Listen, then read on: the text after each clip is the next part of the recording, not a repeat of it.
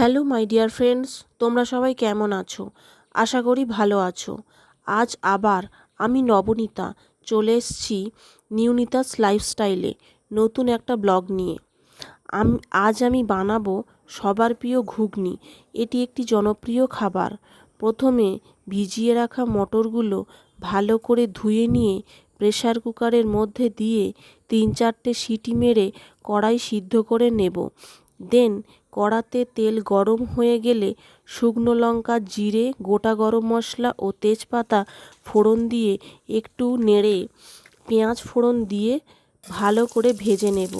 দেন একটি প্লেটে আদা, রসুন, লঙ্কা ও টমেটো নিয়ে মিক্সচারে একটা পেস্ট বানিয়ে নেব। এবার ওই বাটা মশলা ধীরে ধীরে ভাজা পেঁয়াজের মধ্যে দিয়ে ক্রমাগত নাড়াচাড়া করতে থাকবো।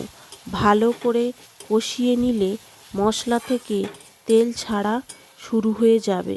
তখন লবণ, হলুদ ও জিরে গুঁড়ো দিয়ে ভালোভাবে নেড়েচেড়ে কেটে রাখা আলু ও সিদ্ধ মটর কড়াতে দিয়ে ভালো করে নেড়েচেড়ে কষিয়ে নিয়ে গরম জল অ্যাড করব। কিছুক্ষণ বাদে দেখব আলু সিদ্ধ হয়ে গিয়েছে, একটা খুব সুন্দর টেক্সচার চলে এসছে এবং একটা সুন্দর স্মেল বের হতে থাকবে। আমাদের ঘুগনি কমপ্লিট হয়ে গেছে। এবার ঘি, গরম মশলা দিয়ে নামিয়ে নেব। অন্যদিকে আমার মেয়ে নয়ন একটু ময়দা মেখে দিয়েছে। আমি বেলে শিখে পরোটা ও ঘুগনি সুন্দরভাবে পরিবেশন করলাম এবং আমিও খেলাম। জাস্ট অসাধারণ হয়েছিল। বন্ধুরা, তোমরাও বাড়িতে করে খাবেন। টাটা, আবার দেখা হচ্ছে নেক্সট ব্লগে আপনাদের সঙ্গে।